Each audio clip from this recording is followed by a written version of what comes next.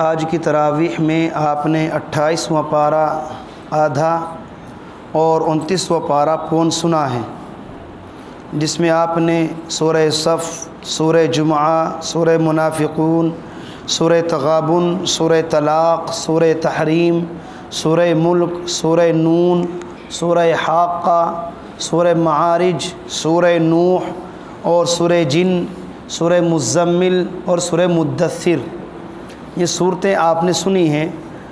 تمام صورتوں کا خلاصہ بیان کرنے کے لیے تو یقیناً کافی وقت چاہیے، میں صرف 2-3 صورتوں کا خلاصہ بیان کر رہا ہوں، چونکہ ایک جگہ خاص واقعے آئے ہیں۔ پہلی رکعت میں آپ نے سورہ صف سنی ہے، غزوہ احد کا موقع ہے اور خبر اڑ گئی کہ اللہ کے رسول صلی اللہ علیہ وسلم شہید کر دیے گئے۔ اس خبر کو سن کر صحابہ کرام کی بے چینی یقینی تھی۔ ادھر عبداللہ بن ابی بن سلول جو منافقوں کا سردار تھا، وہ اپنے 300 ساتھیوں کو لے کر الگ ہو گیا۔ اس طرح صحابہ کرام بہت زیادہ بے چین ہو گئے، ایک تو اللہ کے رسول کی خبر سن کر اور ایک عبداللہ بن ابی کے 300 آدمیوں کو الگ کرنے پر۔ اس موقع پر صحابہ کرام نے اس تمنا کا اظہار کیا کہ اللہ تعالیٰ کوئی ایسا اعلان فرما دے، اللہ کی طرف سے کوئی ایسی خبر مل جائے کہ اللہ کن لوگوں کو اور کس عمل کو پسند کرتا ہے، اللہ کے نزدیک کون سا عمل زیادہ پسندیدہ ہے۔ اس موقع پر اللہ نے سورہ صف نازل فرمائی، جس میں کہا گیا ان اللہ یحب الذین یقاتلون فی سبیلہ صفا، اللہ تعالیٰ ان لوگوں کو پسند کرتا ہے جو اللہ کے راستے میں لائن در لائن صفیں لگا کر جنگ کرتے ہیں اور دشمنوں کا مقابلہ کرتے ہیں۔ اسی صورت میں حضرت عیسیٰ کی بشارت کا بھی تذکرہ ہے کہ عیسیٰ بن مریم علیہ السلام نے بنی اسرائیل سے کہا تھا، میں تمہاری طرف اللہ کا رسول ہوں، مصدقا لما بین یدی من التوراۃ، مجھ سے پہلے جو تورات کتاب نازل کی جا چکی ہے اس کی تصدیق کرنے والا ہوں، ومبشرا برسول یاتی من بعد اسمہ احمد، اور ایک ایسے پیغمبر کی خوشخبری سنانے والا ہوں جو میرے بعد آئیں گے جن کا نام احمد ہوگا، یعنی آپ صلی اللہ علیہ وسلم کے بارے میں خوشخبری سنائی۔ اس کے بعد سورہ جمعہ، اس کے بعد سورہ منافقون۔ سورہ منافقون کا نزول کب ہوا؟ غزوہ بنی مصطلق، بنو مصطلق ایک قبیلہ ہے، اس کے سردار ہیں حارث بن زرار۔ حارث یہ حضرت جویریہ رضی اللہ تعالی عنہا، جو کہ ہم سب کی ماں ہیں، اللہ کے رسول کی پاک بیوی ہیں، ان کے والد تھے حارث، بعد میں ایمان لے آئے تھے اسی غزوے کے بعد، جس غزوے کے موقع پر سورہ منافقون نازل ہوئی ہے۔ تو غزوہ قبیلہ بنو مصطلق کے سردار حارث بن زرار اپنے لشکر کو لے کر کے نکلے۔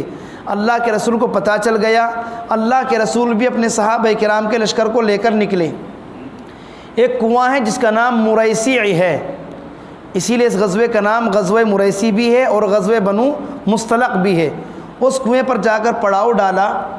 پڑاؤ ڈالنے کے بعد قبیلہ بنو مصطلق کی اور ان کی مسلمانوں کی صفیں لگی، ادھر سے بھی تیر ڈالے گئے، ادھر سے بھی تیر ڈالے گئے، جس میں بنو مصطلق کے کافی لوگ مارے گئے اور مسلمانوں کو فتح اور کامیابی مل گئی۔ کامیابی ملی تھی کہ اچانک ایک انصاری صحابی ایک مہاجر صحابی کا کسی بات کو لے کر آپس میں جھگڑا ہو گیا۔ مہاجر نے مہاجرین کو بلا لیا، انصار صحابی نے انصار صحابہ کرام کو بلا لیا، بات بہت بڑھنے لگی۔ اللہ کے رسول کو پتہ چلا تو اللہ کے رسول تشریف لائے اور آ کر کے فرمایا کہ تم نے کیا زمانہ جاہلیت کی طرح شور مچانا شروع کر دیا ہے۔ یہاں آ کر کے معاملہ ختم ہوا۔ اسی دوران جو منافقوں کا سردار تھا، منافق ہر دور میں ان کا کام پن لگانے کا ہی ہوتا ہے، آج بھی بہت سارے منافقین آپ کو مل جائیں گے جو بظاہر لگے گا آپ کو کہ آپ کے دوست ہیں، آپ کے ساتھی ہیں، لیکن پیٹھ پیچھے آپ کی چھری گھونپنے والے ہوں گے۔ وہ الطاف زیانہ شعر کہا ہے نا کہ کھلے دشمن تو سینے پر ہمیشہ وار کرتے ہیں، کھلے دشمن تو سینے پر ہمیشہ وار کرتے ہیں، لگا ہے پیٹھ پر خنجر کوئی اپنا رہا ہوگا۔ جو دشمن ہوتے سامنے سے اور جو اپنا ہوتا ہے وہ پیچھے سے آتا ہے۔ تو منافقین بظاہر مسلمان اپنے آپ کو کرتے تھے۔ عبداللہ بن ابی بن سلول ایک طرف کو اپنے ساتھیوں کو لے جا کر کے بیٹھا، اتفاق سے ایک صحابی ہیں زید ابن ارقم جو ابھی بچے ہیں، یہ بھی وہاں سے گزر گئے۔ تو زید بن ارقم کو دیکھ کر کے عبداللہ بن ابی منافق کہنے لگا کہ بتلاؤ تم نے مہاجرین کو زیادہ سر پہ چڑھا رکھا ہے۔ مہاجر جو صحابہ مکے سے مدینہ آئے تھے، انصار جو مدینہ کے صحابہ تھے، کہ تم نے مہاجرین کو کھلا کر کے ان کو زمین میں حصہ دے کر ایک ایک بیوی دے کر ہر اعتبار سے صحابہ نے مدد کی، مدینہ کے صحابہ نے، کہ تم نے مہاجرین کو سر پر چڑھا لیا، اتنا چڑھا لیا کہ بتلاؤ آج وہ تمہارے آدمی کو مار رہے ہیں، تم ان کا بائیکاٹ کر دو۔ اس طرح کی باتیں اس نے بکی۔ زید بن ارقم رضی اللہ تعالیٰ نے آ کر کے تمام باتیں آپ صلی اللہ علیہ وسلم کو بتلائی۔ اللہ کے رسول نے کہا زید تم ابھی بچے ہو، کیا تم سچ بول رہے ہو؟ عبداللہ نے ایسی باتیں کہی کہ ہاں رسول اللہ میں نے اپنے کانوں سے سنا ہے۔ بار بار اللہ کے رسول نے پوچھا، زید بن ارقم نے کہا یا رسول اللہ میں سچ بول رہا ہوں، لیکن بہرحال بچے تھے۔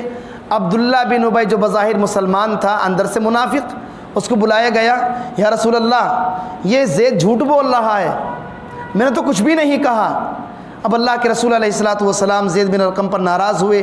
صحابہ کرام بھی زید بن ارقم کو ڈانٹنے لگے، بتلاؤ تم نے ایک قبیلے کے سردار پر، اتنے بڑے عزت دار آدمی پر الزام لگایا، تہمت لگائی، تمہاری کیا رہ گئی اب زید بن ارقم بڑے پریشان کہ میں تو سچ بولا تھا، میں نے ایسے سنا تھا۔ اللہ کے رسول نے اس منافق کی بات پر یقین کر لیا اور میں جھوٹا بن گیا۔ خیر صحابی کو یقین تھا کہ ضرور اب وہی آنے والی ہے۔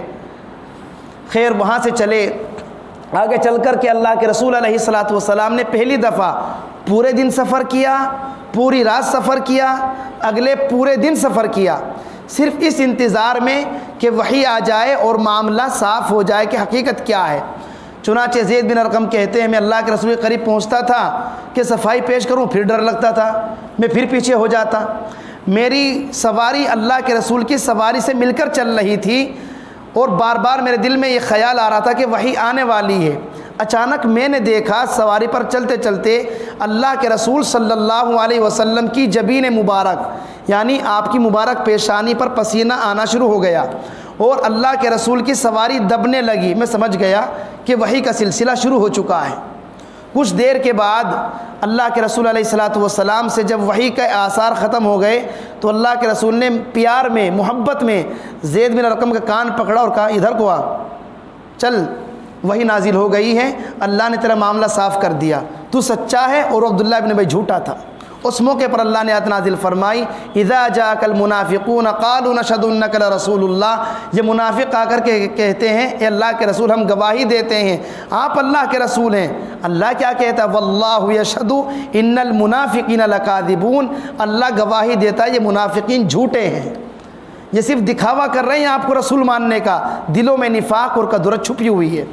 تیسرا واقعہ سورہ تحریم، سورہ طلاق بھی بیچ میں آئی ہے، طلاق کے بہت سارے مسائل عدت کے، لیکن وقت کی قلت کی بنیاد پر میں چھوڑ رہا ہوں۔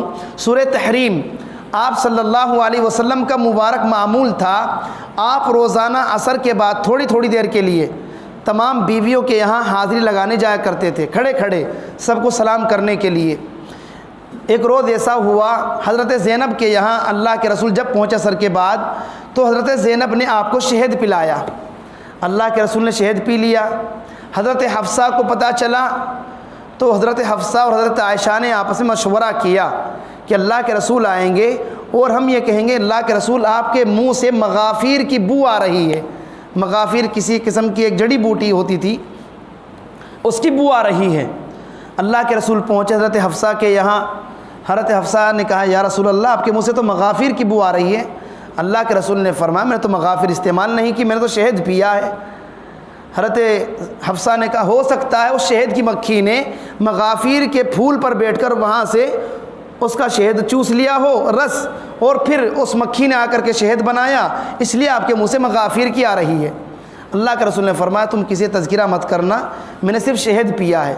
حضرت حفصہ نے حضرت عائشہ سے تذکرہ کر دیا کہ اللہ کے رسول تمہارے پاس آئیں گے اور تم بھی یہی کہنا اللہ کے رسول تمہارے منہ سے مغافیر کی آ رہی ہے۔ اللہ کے رسول کو اندرونی اعتبار سے تکلیف پہنچی اور آپ نے حضرت حفصہ سے کہا کہ میں نے تم سے منع کیا تھا کسی مت بتلانا، اب میں شہد کبھی بھی نہیں پیوں گا اور حفصہ میں تمہیں طلاق دوں گا۔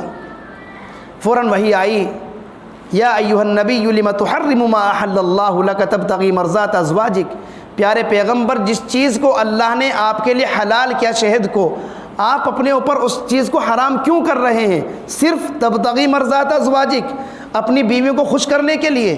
پتہ یہ چلا کسی چیز کو کسی حلال کو حرام کرنے کا اختیار نبی کو بھی نہیں ہے۔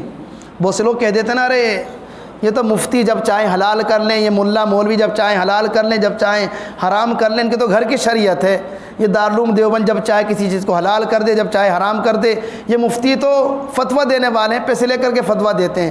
جب نبی کو ادھیکار نہیں ہے حلال کو حرام کرنے کا، تو ہما شما مولوی مفتی کون ہوتا ہے شریعت کا ٹھیکیدار کہ حلال کو حرام کر دے؟ پھر دوسری وحی آئی، پیارے پیغمبر حفصہ رضی اللہ تعالی عنہا کو آپ نے جو طلاق دینے کا ارادہ کیا ہے اس ارادے کو ملتوی کر دیں۔ حفصہ بہت نیک ہیں، وہ نماز کی بہت پابند ہیں، وہ روزے بہت رکھتی ہیں، وہ نوافل کا بہت اہتمام کرتی ہیں۔ اس طرح اللہ کے رسول نے اپنا ارادہ ملتوی فرما دیا۔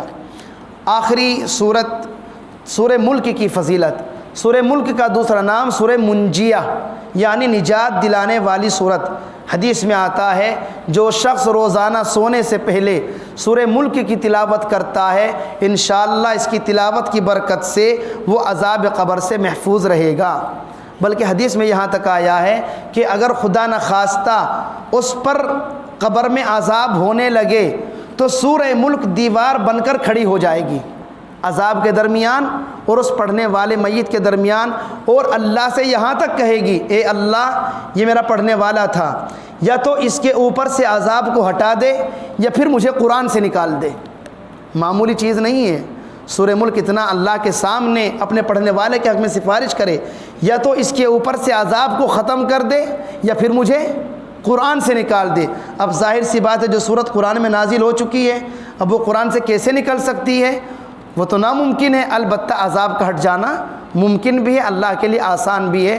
اس لیے ہم لوگ اپنا معمول بنائیں روزانہ سونے سے پہلے سورہ ملک جہاں سے 29واں پارہ شروع ہوتا ہے، 2.5 پارے کی صورت ہے، 2.5 صفحے کی صورت ہے، اس صورت کو پڑھنے کا اپنا معمول بنائیں۔ دنیاوی فائدہ بھی ہوگا اور مرنے کے بعد قبر میں بھی انشاءاللہ پڑھنے والے کے مزے آ جائیں گے۔